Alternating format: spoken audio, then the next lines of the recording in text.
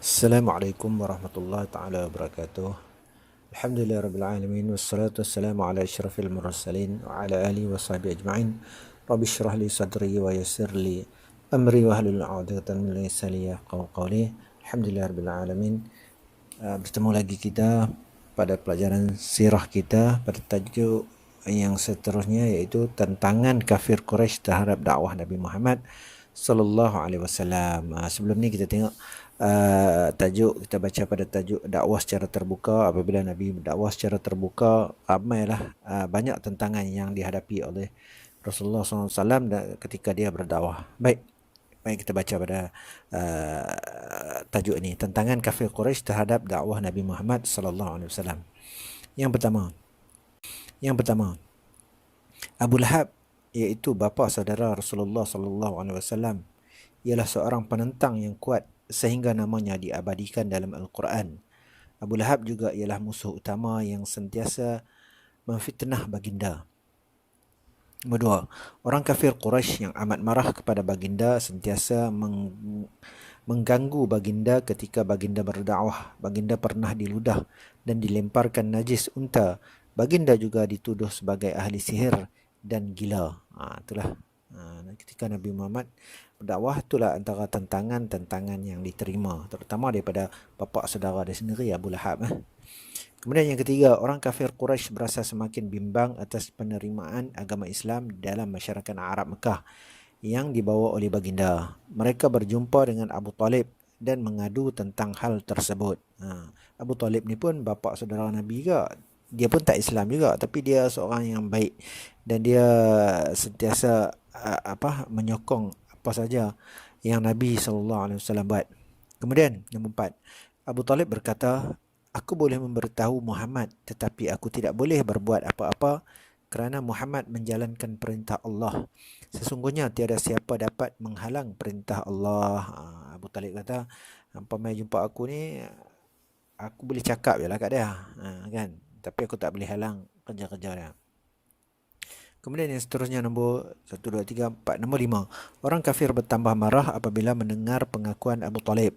Mereka mengancam akan membunuh baginda sekiranya baginda masih terus berdakwah. Mereka pergi habang ke Abu Talib. Abu Talib kata, aku tak boleh buat apa, aku tak akan larang dia. Mereka pun tambah marah lah. Dan mereka last kali, mereka ambil keputusan nak bunuh Nabi kalau Nabi masih terus berdakwah.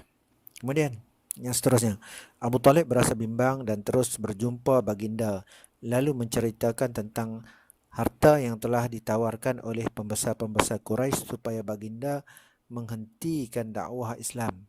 Namun baginda tidak mudah terpengaruh dengan tawaran harta, kekayaan dan pangkat yang telah ditawarkan kepadanya.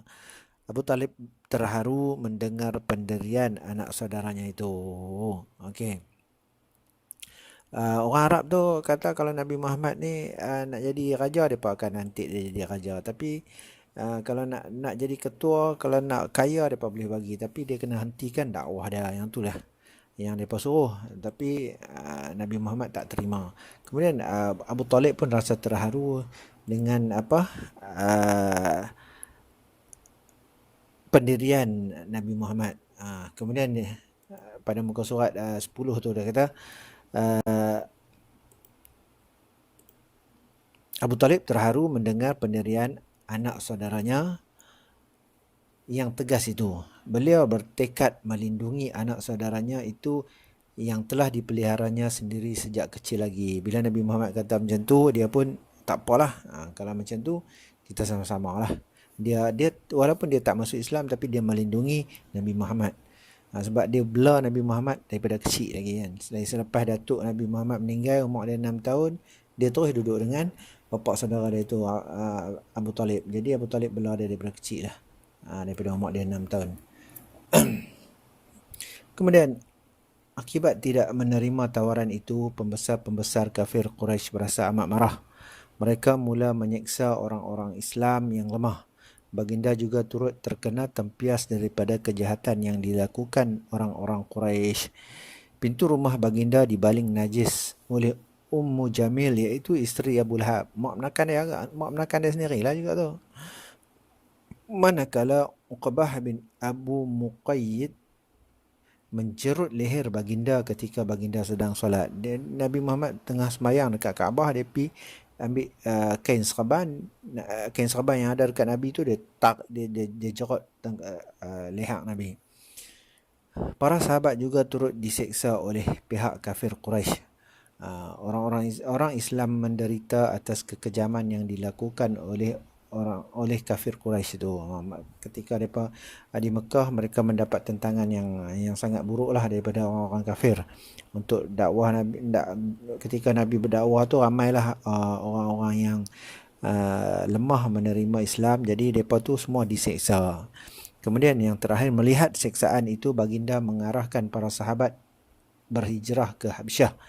Ini kerana baginda tidak sanggup melihat penderitaan yang ditanggung oleh orang Islam pada ketika itu. Akhirnya Nabi memerintahkan Nabi suruh para sahabat dia yang mana yang boleh yang bukan hamba berhijrah ke Habsyah, iaitu Habsyah lah ni Sudan, ke Habsyah.